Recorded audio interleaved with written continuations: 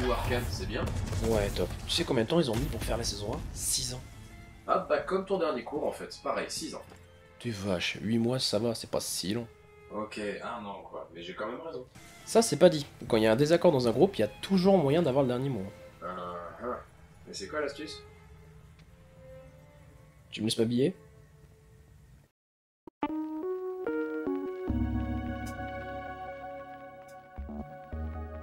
On va commencer par une question simple, qu'est-ce qu'un groupe? Que ce soit un groupe de jeu, un groupe social, un groupe de travail, on est tous d'accord pour dire que c'est un rassemblement de personnes au même endroit. Et c'est une magnifique fin d'épisode, merci à tous, abonnez-vous à la chaîne, le petit pouce bleu. Rallume cette caméra!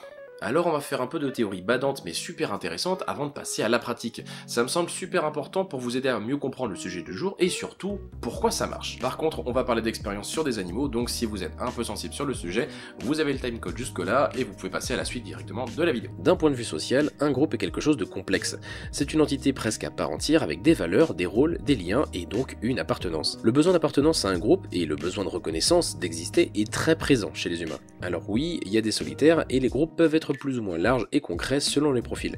Que ce soit l'association de pétanque du coin ou les platistes sur internet, ça reste une tendance largement constatée, on a besoin de stimuli extérieurs aussi brefs soient-ils. C'est ce qu'on appelle en psychosociologie la théorie de l'attachement et je vous laisse les liens en commentaire pour ceux qui veulent en savoir plus. Ces travaux sont considérés comme de la cruauté sur animaux, certes, mais ils ont permis de découvrir ce phénomène qui s'applique bien évidemment aussi chez l'homme. Ah ouais, sympa, on est pas mieux que les animaux en fait? En vrai, pas tant que ça. Pour vous résumer un peu ces travaux, un individu, afin de se rassurer ou de se construire, va chercher naturellement une attache, une présence ou toute autre stimulation qui lui passera sous la main, quitte à en négliger sa propre survie. Durant l'expérience, on a isolé de très jeunes rats dans des boîtes individuelles en leur installant un petit taser dans le cerveau avec 2 leviers à disposition dans la boîte. L'un envoyait du courant électrique de plus en plus fort lorsqu'on appuyait dessus et le deuxième donnait à manger. Je vous laisse deviner au bout de combien de temps les rats ont appuyé sur le deuxième.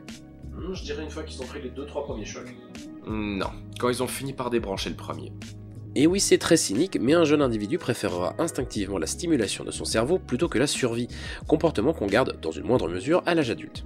Alcoolisme, drogue, addiction, jeu, burn-out, ce n'est pas la seule explication, le sujet est vaste et on pourrait en parler des heures, mais cette théorie pourrait certainement être un des moteurs de ce genre de comportement. En parallèle, comme la peur de l'abandon chez l'enfant se transforme en douleur du rejet chez l'adulte, une rupture, une exclusion d'un groupe ou même d'une entreprise peut profondément blesser quelqu'un, à tel point que certains choisissent, comme pour Laura d'ailleurs, de souffrir plutôt que de rester isolés. Phytose, anxiolytique, on demande son huile essentielle, allez. C'est pourquoi risquer un conflit avec son propre groupe n'est pas toujours facile, voire perçu parfois comme dangereux. Entrer en désaccord, provoquer un conflit, une dispute parce que vous voulez avoir raison à tout prix, ça fait plaisir, certes, mais ça peut vous coûter cher, votre cercle social par exemple, et donc vos précieuses stimulations. Aussi, on arrive à un niveau inconscient à ce qu'on pourrait résumer à cette phrase, plutôt subir que partir. Bon, les gens ont besoin de rester dans un groupe, ok, maintenant comment on applique ça à une salle d'escape game? Pour le savoir, il faut que je vous parle d'une deuxième expérience. En 1951, le psychologue Solomon Asch publie ses travaux sur le pouvoir du conformisme dans un groupe. L'expérience se déroule comme ceci. Il rassemble une petite dizaine d'étudiants pour participer à ce qu'il présente comme un simple test de vision. On montre au groupe un panneau sur lequel est tracée une ligne modèle et une autre sur lequel se trouvent 3 autres lignes de différentes tailles. Le but du jeu est simple, désigner laquelle des 3 lignes est de la même taille que celle du panneau numéro 1. Le test contient 18 essais, tout le monde répond chacun son tour, toujours dans le même ordre, sauf qu'il y a un petit truc à savoir sur les participants, c'est que sur l'ensemble des étudiants qui sont dans la salle de test, tout le monde est complice du scientifique, sauf un, qui sera appelé l'individu naïf. Sur les 9 étudiants, 8 auront eu une consigne bien particulière avant de commencer le test. Donner la bonne réponse sur les 6 premières questions et donner la même mauvaise réponse pour toutes les autres. Le but de cette expérience était de voir à quel point la pression d'un groupe pouvait inciter des individus à répondre volontairement faux, même lorsque la différence entre les lignes était évidente. Lorsqu'il n'y a aucun complice durant le test, les résultats montrent évidemment un très faible pourcentage d'erreurs. Mais là où ça devient intéressant, c'est quand le groupe commence à répondre volontairement faux. Sur 12 réponses fausses données, les individus naïfs vont se conformer au groupe dans 36,8% des cas, soit environ 4 questions et demie, et 75% d'entre eux vont se conformer au moins une fois durant l'expérience. Alors il faut savoir qu'il y a de nombreux éléments qui font varier ces résultats, mais ça démontre à quel point la pression d'un groupe peut influencer vos réactions ou vos réponses. Certains sujets s'étaient même auto-persuadés d'avoir répondu honnêtement pour éviter une dissonance cognitive. Pardon plaît-il? Alors pour faire très court, c'est un sentiment désagréable que tu ressens quand tu n'as pas l'impression d'être cohérent envers toi-même. Mais bon, c'est pas le sujet et vraiment on n'a pas le temps là. Ce qu'il faut retenir de tout ça, c'est que le groupe est une entité qui a du pouvoir sur ses membres. Elle va influencer des comportements et aussi pousser d'autres à exécuter des tâches qui vont aller à l'encontre même de la logique par besoin de conformisme et encore une fois pour ne pas être exclu du groupe. Alors évidemment c'est une tendance et beaucoup de facteurs peuvent augmenter ou diminuer son effet, mais l'influence a été constatée. Je vous parle de l'expérience de H aujourd'hui car savoir comment fonctionne un groupe est important pour bien gérer une partie. Si vous arrivez à comprendre la dynamique d'un groupe, vous allez pouvoir anticiper leurs réactions, les utiliser et surtout les contrer. Que vous soyez Game Master ou joueur, il y aura forcément un instant où vous allez faire face à un groupe de personnes qui fera bloc contre vous, parce qu'ils sont persuadés d'avoir raison, que ce soit après une partie ou pendant une énigme. Du coup, voici quelques accroches pour baisser un peu cet effet de conformisme et surtout rééquilibrer la balance en votre faveur.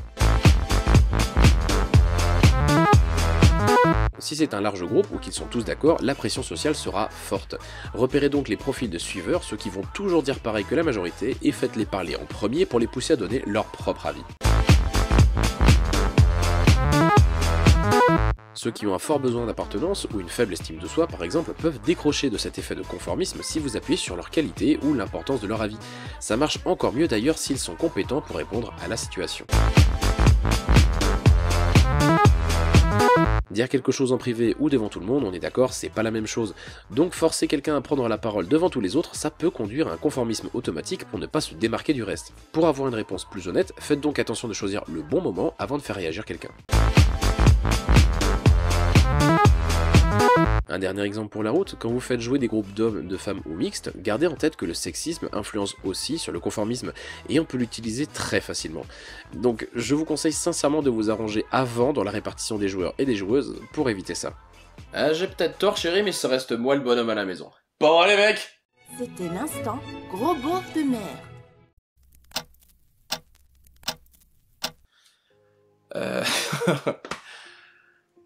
Mais j'ai pas de script là cette fois, c'est chiant.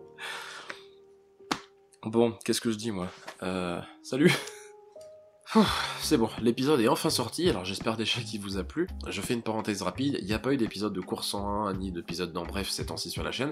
La raison est très simple, c'est que je bossais énormément ces derniers mois. Ceux qui me suivent sur les réseaux savent que depuis septembre, j'ai lancé la première formation pour maître du jeu de France. Alors ça fait 1 an et demi que je travaillais dessus, et forcément j'avais beaucoup de communication, beaucoup de paperasse à faire, et il y avait énormément de choses de partout. Donc voilà, ça m'a pris énormément de temps et je profite que ça se soulage un peu pour justement sortir cette nouvelle vidéo là. La formation Noire aujourd'hui, elle se compose de 4 blocs principaux, l'accueil, le briefing, la sécurité et la logistique, et 2 modules avancés qui sont la théâtralisation et la dynamique de groupe. Alors bien sûr, il y aura d'autres modules à l'avenir, je continue de travailler dessus, mais déjà, vous avez tous ceux-là qui sont présents sur le site internet, je vous mets le lien en description si vous voulez plus d'infos. Elle va être chargée la description, il y aura des liens partout. La bonne nouvelle de plus, c'est que vous pouvez faire cette formation gratuitement si vous utilisez le FNE ou les OPCO, et normalement un jour le CPF viendra, donc vous avez plusieurs méthodes à disposition si vous voulez la suivre. Merci en tout cas de tout le soutien que vous apportez, soit dans les commentaires, soit en message privé, ou le fait d'être là et de regarder ces vidéos et de la partager bien entendu. Merci également et surtout à ceux qui m'ont déjà fait confiance depuis septembre, parce qu'avoir autant de soutien sur un lancement de projet d'une telle envergure pour moi, ça a été vraiment quelque chose de réconfortant et de rassurant. Donc merci infiniment. Pour le thème du prochain cours 1, je n'ai pas encore de thème fixé, ça dépendra de l'avancée de mes travaux, et je pense que je ferai comme celle-ci, c'est-à-dire que je me servirai de la prochaine comme terrain d'entraînement avant de sortir un prochain module pour la formation Noire. Je vous tiens au courant de toute façon sur les réseaux sociaux, et d'ici la prochaine, prenez soin de vous et de vos indices. Ok, donc mettons que t'arrives à matrixer tout le monde et qu'ils pensent tous que t'as raison, tout ça, très bien. Mais si ça se trouve, tu te plantes aussi, non? Ah attention, moi j'ai dit que je pouvais t'expliquer comment avoir le dernier mot dans un groupe, mais pas comment avoir la bonne solution.